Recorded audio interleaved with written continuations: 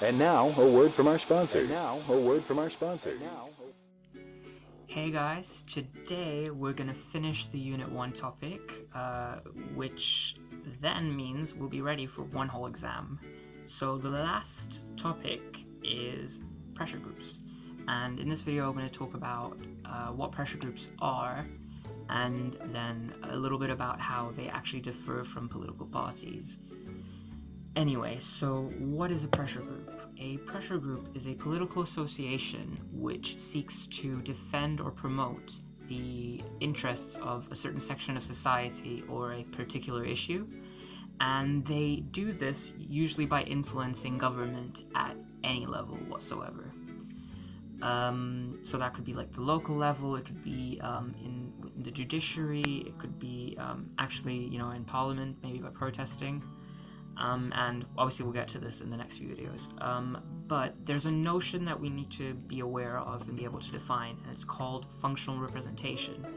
And this is the idea that various pressure groups actually represent certain sections of society based on their societal function, you could say.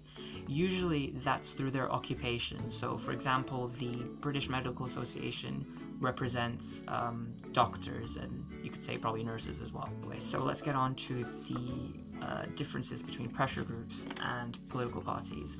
I know it might seem quite basic, and it is, but especially in British politics, it sometimes can become quite hard to differentiate between the two.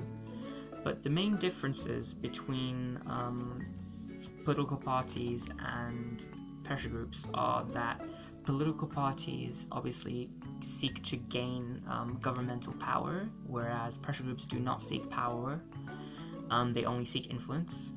Political parties have to set a wide range of policies, whereas pressure groups usually focus on one sole issue, so they obviously have a lot narrower goals. Pressure groups are not actually accountable for their actions, whereas political parties are. So, for example, when we vote for a political party, that means we make them accountable. And you could also argue that political parties are much more formally organized, whereas pressure groups, you could obviously say that pressure groups are organized in certain senses, but it's quite a loose organization, and it's not in the same way as with pressure groups and with political parties and their own members. But okay, so earlier I just spoke about why it's actually hard to distinguish between pressure groups and political parties, and it might as well come up in the exam why it's actually difficult.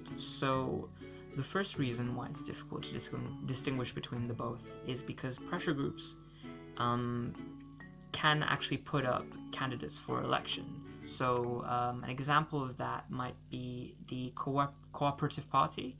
They put up people for election, and that's really so closely tied to the Labour Party. Some pressure groups do actually develop a wide range of policies, like the CBI and obviously any kind of trade union. Some pressure groups do actually end up becoming political parties. So an example of that might be UKIP or the Green Party.